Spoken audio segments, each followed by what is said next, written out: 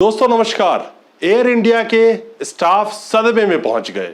वजह यह हुई है कि एयर इंडिया के स्टाफ को नोटिस पकड़ा दिया गया या उनको बोल दिया गया है कि वो जिस घर में रह रहे थे, यानी कि एयर इंडिया के तरफ से जिस भी कर्मचारी को एकोमोडेशन आवास उपलब्ध कराया गया था, उनको आवास खाली करने का नोटिस थमा दिया गया है या उनको सूचना भेज दी गई है कि 6 महीने के अंदर वो अपना आवास खाली कर दें। जैसा आप लोग जानते हैं कि पूरे देश की संपत्ति को निजी हाथों में सौंपी जा रही है और बहुत चीजें तो ऑलरेडी सौंपी जा चुकी है, जिसमें ऑर्डिनेंस फैक्ट्री भी है 41।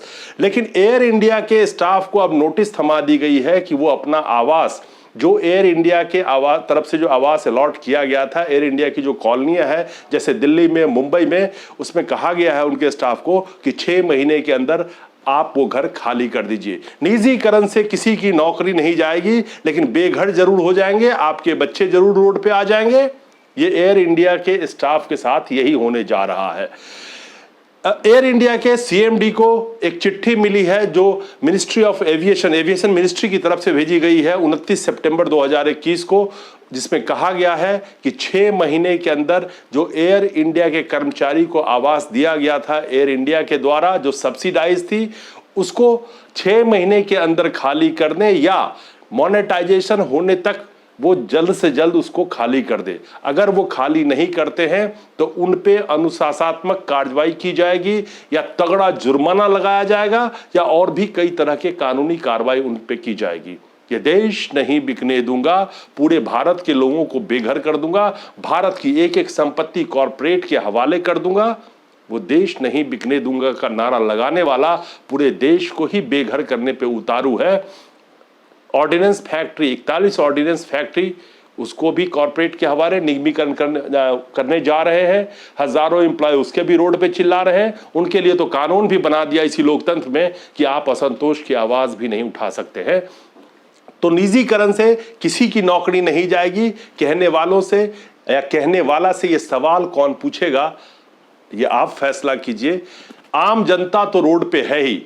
अब जो सरकारी नौकरी, जो गवर्नमेंट जॉब में थे, जो अपने आप को कम से कम सिक्योर समझते थे, अब तो उनकी भी हालत ऐसी हो गई है कि नहीं पता कि कल उनकी नौकरी है या नहीं है।